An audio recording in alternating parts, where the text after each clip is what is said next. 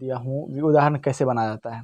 आज हम आपको बताने वाले प्रश्नावली से समांतर श्रेणी एपी और प्रश्नावली 5.2 का, और इस तरह से आपको बॉक्स मिलेगा जो आपके गणित में दिया हुआ है। पहले क्वेश्चन इतना, निम्नलिखित सारणी में रिक्त स्थानों का भरिए जहाँ एपी अर्थमेटिक्स प्रोग्रेशन, अर्थमेटिक्स होता है RTHMATICS प्रोग्रेशन, अर्थमेटिक्स प्रोग्रेशन इसका होता है मतलब एपी का फुल फॉर्म। प्रथम पद ए दिया हुआ है, सर्वांतर डी है और n वां पद आपसे मांग रहा है, सॉरी n वां पद भी दिया हुआ है, an है ना, इतना चीज़ है। तो एक बात याद रखिए, सबसे पहला सवाल बॉक्स में है ये, तो ए दिया है, डी दिया है, n दिया है और an मांग रहा है। तो सबसे पहले जो दिया हुआ है उसको लिख लीजिएगा। अब दिया क्या है, तो दिया है पहला दिया हुआ है आपको n जो है ना, आगाम में भी काम देगा क्योंकि यही इस सूत्र पे ही बनेगा और कुछ दिक्कत नहीं है। दिया हुआ है कि लिख दिए a बराबर 7, देखिए यहाँ पे अपना गणित में निकाल के देख सकते हैं। a बराबर 7, तो a बराबर कितना देगा 7। d दिया हुआ है 3, मजा आ गया। n दिया है 8 और आपसे मांग रहा है an, तो इसका सूत्र आता है an बराबर, ये तो आप जान गए, ए यहाँ से लिए 7, डी 3, n 8 और an मांग रहे थे, an का सूत्र लगाएंगे। तो an बराबर जैसे कि आप जानते हैं a + n - 1 × d। अब जिसका जहाँ स्थान है वो स्थान पे बैठा दीजिए। तो a आपको मालूम है 7 प्लस n मालूम है 8 -1 × d कितना है 3। अब यहाँ पे देखिए 7 + 8 में से गया 7 × 3 हो गया, तो हो गया आपका कितना 7 तिया के 7 + 21 बराबर हो गया 28। ये आपका आंसर हो गया। तो ये बना आपका पहला आंसर, पहला का। अब देखते हैं दूसरा का। नहीं समझे, एक बार और देखिए। ए दिया हुआ है, यही लिखे हैं, डी दिया है, यही लिखे हैं, एन दिया है, यही लिखे हैं और an मांगा रहा है, n वाट माने क्या।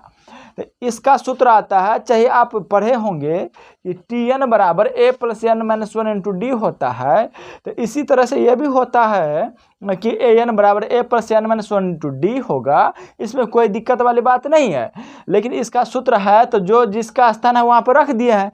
तो a बराबर 7 रखेंगे ना, n पे 8 रखेंगे ना, -1 है ना और d 3 है तो 3 है ना, तो 7 + 7 और × 3 तो हो गया 7 या 21 प्लस हो गया 7 तो हो गया 28। ये आपका होगा an और an निकल के आया आपका कितना 28 आया निकल के।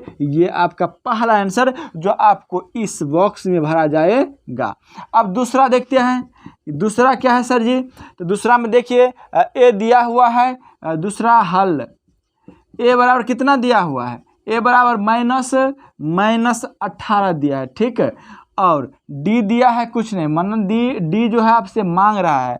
इसके बाद n दिया है, तो n बराबर 10। इस सवाल में मज़ा आ जाता है, एगो बात जानते हो सो 8 और an दिया हुआ है, an बराबर कितना, an बराबर कितना तो 0।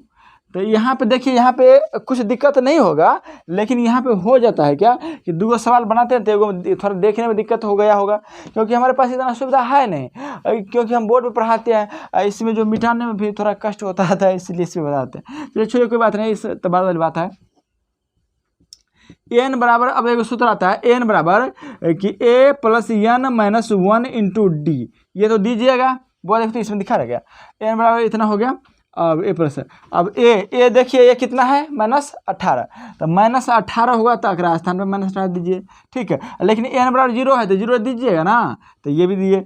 d है तो d मालूम नहीं, लेकिन n दिया हुआ है भाई कितना 10, तो 10 - 1 हो गया इतना। और d आपसे मांग रहे तो d का जगह पर d ये दीजिए। जो नहीं दिया है उसके स्थान पर वही होगा, इसके बाद कुछ नहीं। अब देखिए यहाँ पे अब प्लस है तो प्लस दीजिएगा, 0 बराबर और कितना हो गया आपका, तो -18 प्लस 10 में से गया तो हो गया 9, तो 9 इंटू डी, तो 9D हो गया। अब इसको इस साइड लाइए ना, तो माइनस इस साइड, तो प्लस हो गया 18 बराबर 9D, तो D बराबर कितना हो जाएगा जी, तो 18 बट्टे हो गया 9, तो 9 दूनी 18, तो D जो निकल के आया है कितना 2। और आपसे यही तो मांग रहे हैं कि D कितना होगा, तो D जो आपको होगा वो होगा 2, और यही आपका आंसर है। धीरे धीरे ये बढ़ता हुआ जा रहा है, कुछ नहीं है, जो दिया है उसका आंसर निकालिए और कुछ नहीं। अब देखते हैं अगला।